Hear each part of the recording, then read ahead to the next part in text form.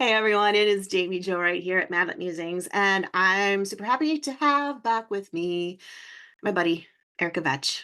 Hey Erica, Hey, how you doing? I'm doing good. I'm doing good. I don't think Great. people realize how long we've known each other. Like we've known each other a long time. Yeah, it's been yonks. Yeah. Yeah, yeah, it's been a good long time, but yeah. So I'm excited to have you here. And like I do on every podcast, we just kind of sit and shoot the breeze and see what comes out of our mouths. So it's a little bit dangerous, but it's kind of fun that Kind of way. like our everyday Yeah, conversations. pretty much. Except I have like a dictionary of Erica Vetsch. What's the word? Is it colloquialisms or things? Like, because you always have these one-liners that you have that fly out, and I'm No, like, those are just the best. Like, where did you come up with that? I don't know. It's just like natural instinct for you, but could be. it could be. I don't know. Maybe we might get a couple of them. So, listeners, if you're listening, get your notebooks out because at some point, Erica Vetsch is going to drop a one-liner that you're going to want to turn into a quote and put all over your social media because it's just the Oh best. man. Like I said there's a very fine line between famous and notorious, and I'm not sure I always walk it very well. You're gonna end up with a page on brainyquotes.com someday that's just all Erica Vetch quotes that people cut and paste for their social media later on in life. Hashtag goals. Yes, right. But you actually have a book coming out, and You it's do? coming out in September, right? Yeah, Yes. September 17th, I believe. Awesome. Awesome. And this is airing in August, so people can probably pre-order it now Yes. and get it ready. So it's just shipped to you the instant it's out. But to do that, you need to know the title. So the title is A Thieving at Carlton House. It is. Did I get that right? Okay. Yes, yes, yes. All right. So tell us all about it. Everything. All right. Spoilers, everything. Well, no spoilers because, Yeah, you know, of course. it's a mystery. Oh, wow, Um, that's a problem. Yeah. So, A Thieving at Carlton House is actually the first book in the of Cloaks and Daggers series, but it's actually book number 8 in the Haverly universe. So, starting back with Oh, the first book in the series, The Lost Lieutenant, there are 3 yes. books in the Serendipity and Secret series. Yep. Then the next series is the Thorndyke and Swan Regency Mysteries, but they all take place within the same Haverly universe. So Mhm. there will be characters that are crossing over. The timelines are pretty tight. There is a novella in there in the Joy to the World Regency Christmas collection I didn't that realize that was part of it. is related to the series. So a side character gets her Okay. own story. So this is the first book in a new series, but it's also a continuation of a much larger series. Okay. I am currently working on the second book in this series and have a deadline kind of breathing down my neck. Hmm. Um, but this Of Cloaks and Daggers series takes one of the characters from Thorndyke and Swan, Uncle Bertie, and makes Yes. him the Sorry. hero of this next series. I just got excited. I love Uncle Bertie. He needed his own So, series. yeah, the story takes place in 1816 London. So it is a Regency era. Hmm. And there is a theft at Carlton House, and Carlton House is the London home of the Prince Regent. Okay. So it was ostentatious and it was opulent and it was everything that the future King George IV was. Um, Sadly, the building's no longer there. I was gonna say I've never heard of it as being an actual Yeah, building. it Okay. it was raised. They took out as many of the valuables. Some of like the fireplaces and Okay. the chandeliers and things you can find in other stately homes now in Oh, really? England, but the Okay. building itself is no longer there. Aw. So I worked actually off of floor plans and artistic drawings that Okay. someone Okay. had done contemporary Yeah. to that time. But yeah, there's a theft that takes place at Carlton House, and Sir Bertrand Thorndyke, Uncle Bertie, is tasked with finding out who the culprit is. That's awesome. I love it. Have you been to, like, the area where Carlton House used to be? Because I know you've been to England. I have been to England and I have not been to London. Okay. We You spent haven't most been to of our London? time in, no, we flew into Manchester Oh, And we stayed up in the Peak District mostly and went up okay. to Northumberland and Scotland. So we were in Okay. the north part of England, Yep. Yep. because that's where a longtime family friend lives, and we stayed with her, and she was our chauffeur. Well, that makes sense then. She and her husband took us all over. So, Yeah. Yeah. London will be on the next agenda, I feel. Okay. Okay. And you gotta ride a double-decker bus. That was like my Yes. bucket list, and I've done it now, and it's the coolest thing ever. I don't know why. Yes. It's just the London thing to do. You just It's have the to do it. experience, It is. Yeah. get your picture taken by a red telephone box and, Mhm. Mhm. ride the bus, and Yep. so Well, basically what we have then is a continuation of a world that you've mhm. sort of created based on actual locations like London, etc. But the Haverly, tell us a little bit about that. Like, what is that world? I call it the Haverly universe because one of the key figures that shows up in every book is Okay. the Duke of Haverly. His name is Marcus, Hmm. and he is the hero of the second book in the series, which is the Gentleman Spy, which will let you know that he is a spy or an agent for the crown. Hmm. And so he's got a lot of fingers in a lot of different pieces of the pie, and Yeah. it's kind of how Sir Bertie gets roped into investigating a theft at a royal palace. Um, Yep. is at Marcus's instigation. So That's cool. Yeah. And Marcus is one of my favorite characters that I've ever made. he is a fun character. I've enjoyed him in the Thorndike and Swan Hmm. trilogy that you have. And it's fun to have the characters have cameos. Like you get to know them Hmm. and then you go into another one. But how do you keep track of everything? Because that's like its own universe, literally. Like you have to It keep track of is. everything. It is a lot. I actually have a story compendium Okay. that I list all of the characters, I list all the scenes, I list all the objects, I keep a timeline, and that's in an Excel Google Doc. Okay. So each time I get to the edit stage, so I don't Mhm. do this as I write. I wait until I get Okay. through to basically line edits usually, but even galley proofs. Okay. When I know what page numbers things are going to be on, I will start listing in that Google Doc under that title the different characters, the different places, the Okay. different scenes in order, and it's a searchable document. So even just today, I was like, what was the name of the butler at Tristan and Melisande Thorndyke's house? I know I gave him a name, but rather than having to go back through all three of those books to find that, I just Right. go to that document and search it. Wow. So it makes it much nicer for the people that are editing my work. So Yeah. I make that document shareable to my macro editor and my line Okay. editor so that Yep. they can go in and verify if it's in that document, that's how I meant it to be. And Mhm. if it says something else in the book, then put a query and I'll figure out if I made a mistake. Oh, So, wow. yeah. Yeah, that blows my mind when you Mhm, create your own world that spans different series and mhm. trilogies and stuff, because my brain does not work like that. Like, even the idea of a searchable compendium sounds absolutely terrifying.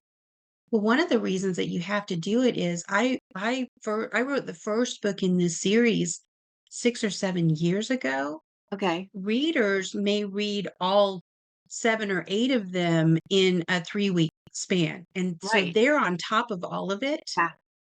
and they will know if I've made a mistake that I didn't remember because it was years ago that I was writing that Yeah, manuscript, and that's true. something that didn't seem like it was important suddenly Yeah. is glaring Yeah. now.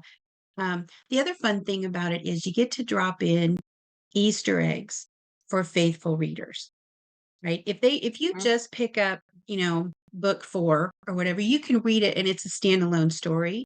Right. Um, but if you have read the books that came before that, when someone makes one of those cameo appearances or you reference something that happened in one of the previous stories, it's like a little reward for Yeah. the faithful reader. And Yeah. hopefully they encourage people to maybe go back and pick up those books and fill in the backstory. Yeah, and I think that's what's fun because you do have kind of a whole spy ring that Mhm, travels through, and so you get caught up in one mystery, but then there's kind of reference to something else over here mhm. and this person over here, and you're like, "Ooh, what was that about?" And then, yeah, you wanna go back and figure it out, so I love dropping in those Easter eggs for readers, but I put a lot of things in these books just to amuse myself. okay.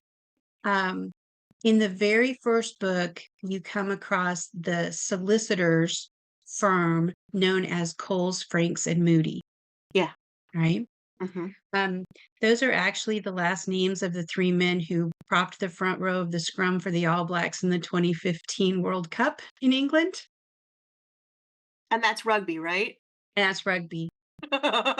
So it was Owen Franks, Dane Coles, and Joe Moody Oh my were the front row of the goodness. scrum. They were, yeah, forwards. The Earl of Whitelock, Sam Okay. Whitelock, was in the second row of that scrum. Um, there's a horse in one of the books called Bowden's Best because my favorite rugby player's last name is Bowden. Or his first name is Bowden. It's Bowden Barrett. Oh my Um, goodness. so I drop all kinds of these little Easter eggs in, and I actually heard from a reader in New Zealand, Did where they the pick All it up? Blacks are from, and just out of the blue, she wrote. She said, "I really enjoyed this book," and she didn't say anything about the Oh, rugby names that are scattered yeah. throughout there. Um, and so I just wrote her back and I said, did you notice?" And then she said, "Oh my goodness. When I started looking, there are Mhm. so many rugby names, and they're That's almost all from the funny. All Blacks." That is so funny. So how Yeah. did you get into rugby? Like New Um, Zealand team? if it's a competitive sport with a ball involved, I will watch it, Okay. right? Yep. So let that be known.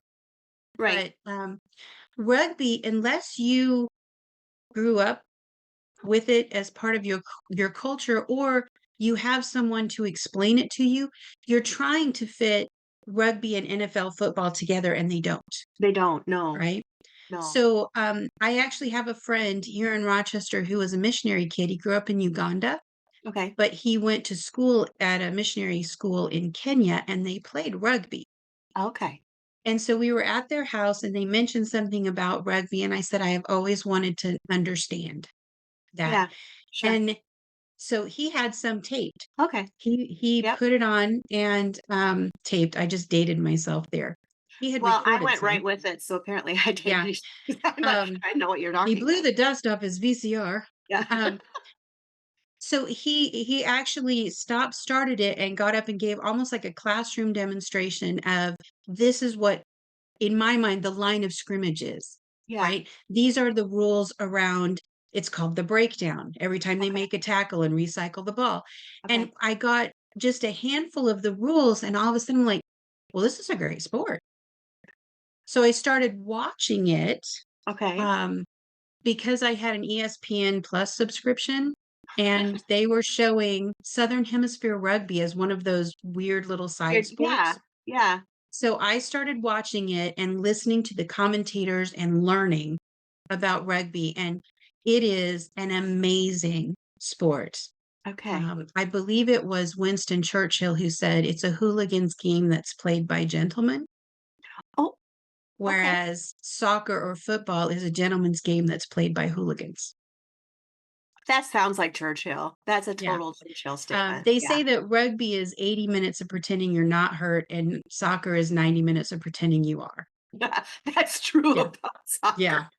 Yes. So, Yes. yeah, if anybody is interested I encourage you to watch it and learn a little bit Yeah. about it. It's a fascinating sport with a great history. That's so interesting. So does it date as far back as, like, the Regency? Like, could we someday see rugby in an Erica Vetsch? Just missed. Ah. Rugby, is 1830s. Oh, yep. Yeah. Yep. It was actually, the legend has it Okay. that William Webb Ellis Okay. at the private school in Rugby, Yeah. decided he was tired of playing soccer and picked up the ball and ran with it. So, on my trip to England, we actually visited Rugby School, the original pitch where, Okay. rugby was invented. Got Jane and I here, Jane and Yes. I got Yes. our picture, next to the William Webb Ellis plaque. It was a fantastic video for anybody who loves rugby. Yeah. So That's yeah, awesome. the visit was great. That's cool. So really the only rugby references we're gonna get is the little Easter eggs that you're putting in Yeah, there the with names the that I names. drop in. That's Yeah. cool. That's cool. all the things that we didn't know when we were reading an Erica Vetsch book that we now know. Yeah, well, like I said, a lot of times I drop those in just to amuse myself.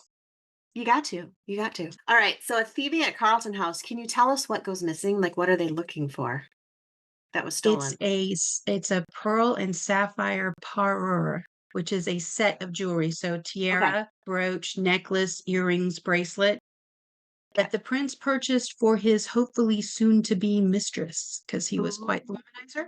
Yes. Um, it goes missing. There are several suspects that could have taken it for their own various reasons. And Sir Bertrand has to join forces with Miss Philippa Cashel, Ooh. who is the illegitimate sister of the Duchess of Haverly, to Mhm. find out who has taken this and why.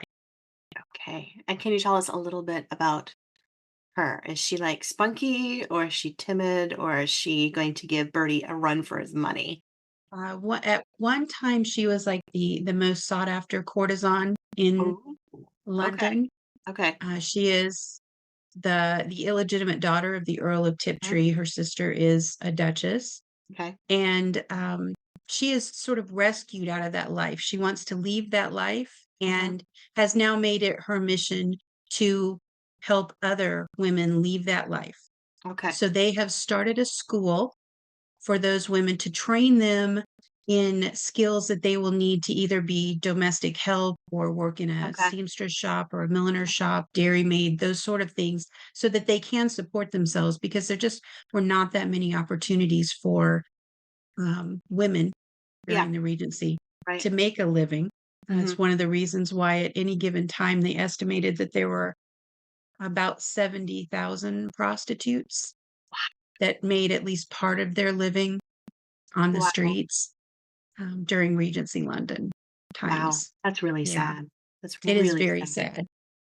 Yeah. Oftentimes they were married women, but needing to put food on the table for their kids. Yeah. So, yeah, it was not an easy Mhm. life for women during the Regency, especially if you didn't have any money. Right. Yeah, I mean, So there's this glamorized element we have to the Regency that mhm, you kind of go into a Regency novel expecting everybody to just be filthy rich and privileged, but that wasn't mhm. necessarily the Pretty bulk of dresses and humanity. balls Yeah. and carriages and yeah. Right. Yeah. So, Yeah. that's one of the things I do like to do with my books is without without exposing too much of the seedy underbelly Right. of London, letting the reader know that there were other experiences Right. than just, walking through the lovely fields on your way to the parsonage, you know? Yeah, exactly. Yeah. The Yeah. peaceful wildflower picking along Mhm. the pond. So a Yeah. courtesan was, and maybe I'm wrong on this, you can correct me, I might be dreadfully wrong. But if I understand it right, a courtesan was actually a young woman who was kind of the elite um She would mistress have type been in circle. today's vernacular, she would have been a high-end call girl. Yeah, that's where I was going. Yep. Yeah. Okay. Okay. They had several names for it. Sometimes they were called Cyprians, Okay. from the land of Cyprus. Hmm. Hmm. Um, yeah, they had a lot of different Yeah. euphemisms for Right. high-end call girl. But a courtesan would have been more expensive, better Hmm. looking, better dressed. Et cetera, et cetera. Yeah. It's funny because I remember anytime you read something in the Regency era, you often hear about courtesans. I'm probably Hmm. pronouncing that wrong, but I remember when I was a kid, I would hear a courtesan, and I always thought it was a girl who wasn't quite a princess. Ah, Like, there well, was the princess, and then you were just one rung below the princess, and that's what I thought she was, and so I thought it was this really lofty, important that's thing. not a bad metaphor. No, no. When you grow up then and find out that's not exactly what they were, Not exactly. your fantasy Yeah. of, beautiful Regency courtesans gets a little Mhm. bit jaded, but, it is what it is. Okay, so I have one of those. It's not quite princess, but when I was a kid, I read a book where these children wanted something very badly, but they needed to do their chores. And then Okay. it said they did their chores with alacrity. And in my mind, I thought alacrity was grudging, and I hate this because how else do you do your chores Right. when you're There a kid, you go. Right. right? I was almost this many days old, it feels like, when I learned that alacrity meant with eagerness and willingly. And Mhm. I'm like, what was wrong with those kids? I So know. whenever I hear the word alacrity, I crack myself up thinking, boy, was I wrong on that one. That's not a word you hear too often either. No, thankfully. Yes, yes. You'd be proud of me though. The other day I was at a wedding and it was outside. I actually thought of you. I did. I thought of you. Okay. We were outside at a wedding and it was the brilliant summer wedding with the sun just beating down. Melting you. And I look over and one of my son's friends is sitting there and he has an umbrella. So he's sitting under the shade. And Parasol. I instantly thought of one of your books. I thought of Regency era. And I looked at him and I said, "Are you working on saving your complexion with the beauty of your parasol?" And this 11-year-old kid looks at me and he goes, "What's parasol?" Oh no. Oh, And teaching I moment. said, "No, no, no, no. No, you can't do that." He goes, "You're always using big words, Jamie, and I don't know what they mean." And I said, "Here, I have a couple books for you to read, dude." Oh, that's Oh, great. it was Hopefully he went home and looked up parasol and then wondered why he would need to keep his complexion snowy yeah, white. yeah. Well, I told him all the fine ladies of the Regency era carry parasols to protect their complexion from the sun so they don't grow freckles. And he looks at me and Yes.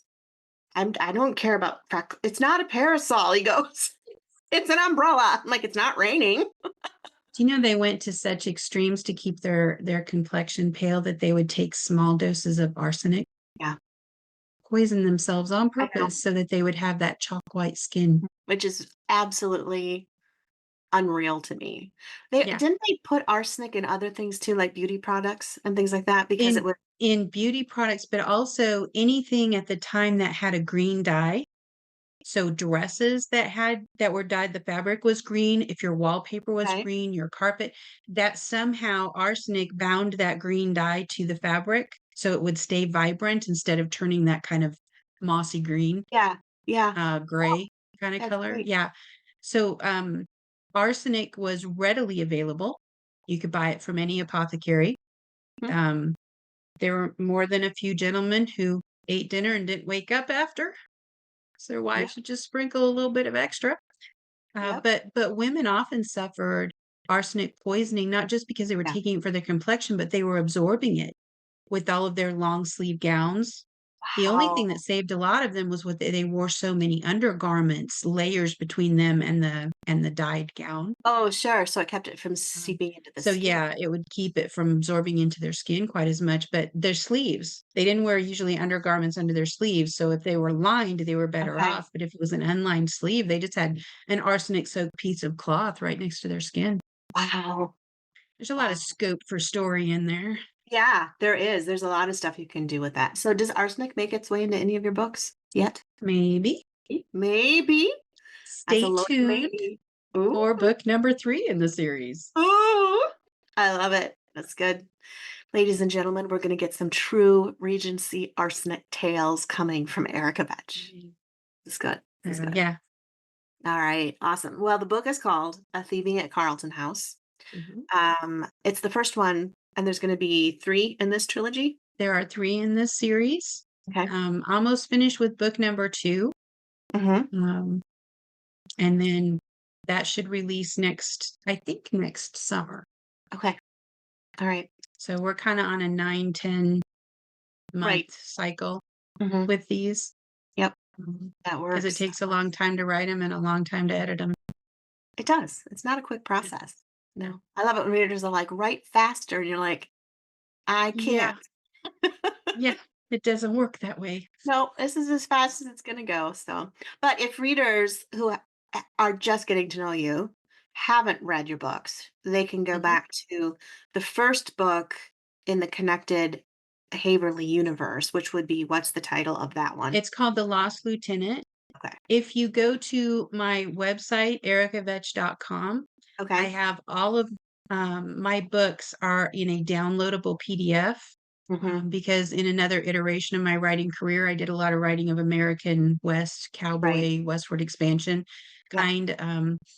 And you can find all of those books plus everything that's in the Haverly universe. And there should be links to take you to various retailers where you could pre order Perfect. a Thieving at Carlton House Okay. and see the pretty cover art.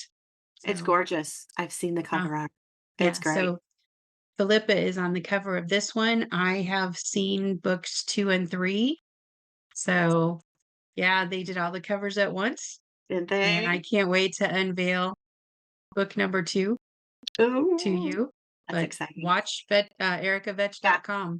I was just gonna say, where do we go so that we make sure that we are the first to know and first to If you see? wanna be the first to know, then, there's a place on the website to sign up for my newsletter because newsletter subscribers get all the news first, so you Yep. will see the pictures before they go live on social media.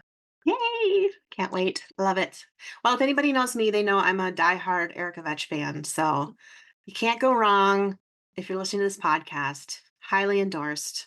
Read them Mm, because you'll be thank losing out if you. you don't. So yeah. Well, no, I'm dead serious. I love all your books. So I sometimes your books put me to sleep, but I mean that in a good way because I always Mm, listen to a Regency when I go to bed at night. oh, This is nice. this is a little thing about me. I'll read Sarah Ladd or Julie Clausen or Erica Vetsch, Mhm, and I'll go through all the audiobooks. And so they're great.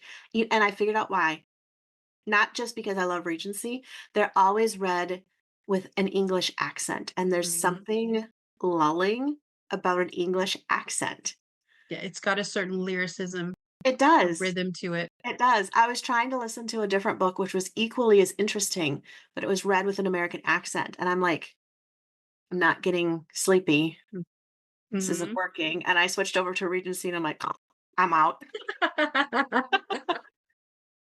But oh, yeah. So great. Everybody should go get your books. I think I've said that 87 times now, but I mean it with sincerity. And A Thieving at Carlton House comes out in September. And thanks for educating us on rugby.